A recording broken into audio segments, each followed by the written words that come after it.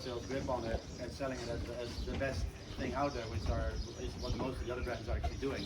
We really want to engineer a boom from the ground up and have it be completely next level.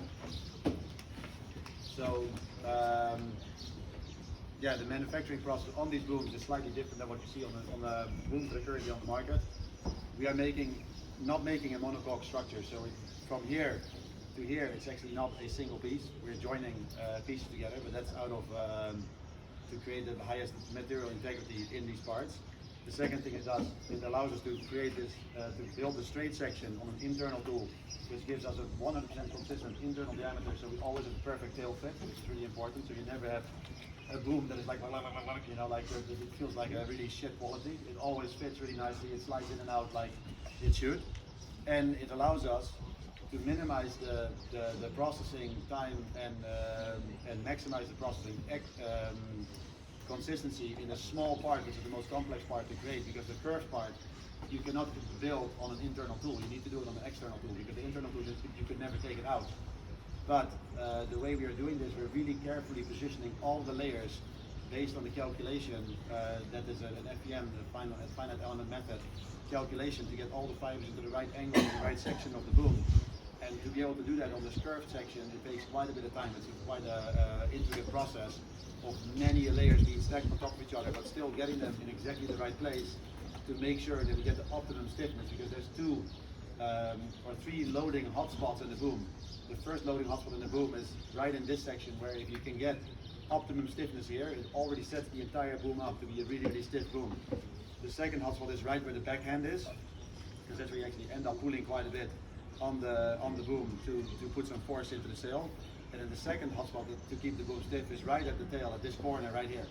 So also here you'll see that actually this first section, you don't see it on the actual product unless you start to look into detail. That actually in this section we have a wall thickness that's almost 3 times as thick as what you see in the section moving forward. Simply because this is an incredible hotspot for tension and bending. So if you can keep this stable, you can actually reduce an incredible amount of material and weight in this section of the boom, but still have a boom that's indestructible. So that's how we achieved the really light weights on these booms. And if you look at, okay, a normal windsurfing boom, let's say it's but this is a 150, let's say it's 2.4, 2.8 kilos. Here we have a boom that thinks 1.6 or 1.8 kilos. So you could say the reduction is not that much, but if you look percentage-wise, that's an incredible reduction. But it's a reduction in weight, but it's also increased stiffness. It's much stiffer than any boom out there. So we're moving the scale in both directions. So we're making a lighter boom, but at the same time we're making a stiffer boom. And you might question, okay, so how about durability? Because we are so carefully laying these fibers into these booms, actually every fiber is working in conjunction with the next one to make sure that they give the maximum strength to this boom. So when we start pulling these booms, actually every single boom that goes out into the market, we pull both sides of the arms to 350 kilos. 350 kilos is, let's say, 80% of the booms on the market would actually be broken at that weight. Our booms, we test them to 350 kilos. They're not allowed to even make a cracking noise to pass the QC. So we are really ensuring that every boom that gets to the market has the integrity that we want to have out of this product. Because with the really fine carbon layers that we're doing, if there is a mistake in it, it will be shown. It will show up, and we don't want those mistakes to end up in the market. Even though visually you won't be able to see it, by actually testing the boom, you'll take out any of the booms that that have a possible failure chance before they actually get finished and get into the market. So it's really unique. And we designed a head which fits on every diameter mass. So it comes with the RDM shim, which pops in there. When you use it without the RDM shim, you can use it on an SDM mast. Even though it's optimized for an MDM, it's totally fine to be used on an SDM mast. So anyone with any other brand product can use it on their SDM mast, no problem. With the RDM shim inside, obviously you transfer the using range to be used on the RDM mast. It will allow it to be used on the RDM mast, also on all other brands.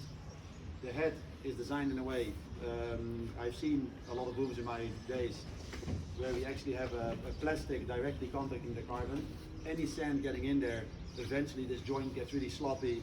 The sloppier the joints get, the quicker the boom wears, the carbon wears out, eventually the boom becomes unusable, or you need to remove the head, you need to start wrapping carbon and epoxy and all that shit around the front to be able to keep using the boom. Where we actually did a boom design which has a TPU on the inside of the plastic, so TPU doesn't actually grind carbon. So even if there's sand coming in there, it shouldn't grind the carbon, but it should actually become absorbed by the TPU, minimizing the wear on your carbon part. Also, we are able to retighten the heads. So most of the boom heads, once they get sloppy, they start getting sloppy really, really quickly. But on these booms, we can actually, once the head would get a little bit sloppy, because plastic may stretch a little bit, or anything can happen, you can actually tighten the boom head and resurface it. So actually, the boom clamping is to the maximum again. The second thing you see on this boom head, which you don't see once the RDM shim is in, but if the RDM shim is out, there's actually no material on the inside, right here. So we're able to make a super, super light boom head by not using material where there is absolutely no loading. In the center here, there's no loading. All your loading is coming from the externals. So by removing all the material here, we're able to add quite a bit of material thickness around this area, as well as around the front and in the high load areas, to make sure that there is actually no movement of the boom head. So the boom head is stiffer than any boom head out there, while also being lighter. Having a stiffer boom head, again, less movement, less wear on the parts, higher durability, longer lifespan. So for me, also the head, even alone, it's quite a unique part. So that's that for the wave booms. We have the clamping feature. The clamping feature, so you'll find a lot of booms out there which really slap shut, because there's a little bit of over excess tightening, which means that there's the rope is going too far past the center point, which pulls the lever shut. That's one thing. The second thing is the lever is actually not spinning on the bolt. The bolt is actually pushing on the boom head, tightening the boom head, but not tightening the lever. So the plastic on plastic simply has a little bit more friction. So when you pull it shut, it doesn't automatically shut the last little bit. You just push it shut, but it stays there because you're pulling the rope over the center line, but also there's a little bit of friction that prevents it from going open. So there's two ways of actually holding the boom locked. The second thing is, because we have such a stiff head, normally you'll see people cranking this thing really nice and tight, because then I got this really nice stiff mast to boom connection, which on most boom heads actually is true.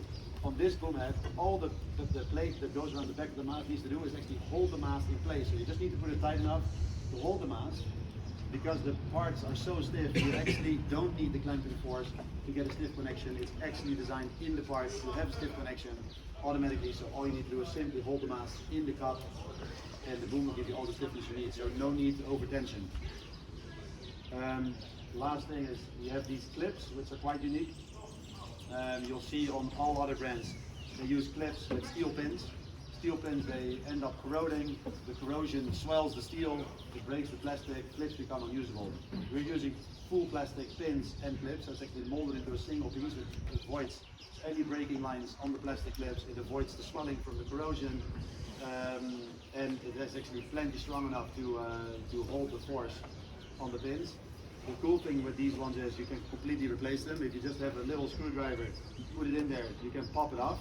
And even the housing that's on the boom is not glued, because it's actually mechanically locking, the clip is actually mechanically locking the housing onto the boom. So if you remove the clip, you also remove the housing. So if you have ever any breakages because of maybe going on the rocks, or maybe whatever, some use anything like that, you simply pop the clip off, you push the housing off, and you can replace it for a new one super easily. You don't even, you need a flathead screwdriver to just pop the clip off, and that's it.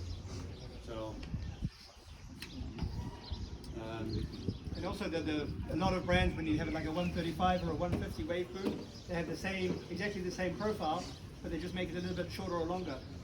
We have completely designed the profile of the booms to match the sails that they're intended to use. Like the 135 to 185 is slightly narrower, so because it's going to be used on a 33, 37, the smaller size sails. The 150 to 200 is a slightly wider profile. Slightly wider tail as well. Yep, to be used on the larger size wave sails. And every single boom in the range has a profile that's adapted to the size of sails that we plan to use it on.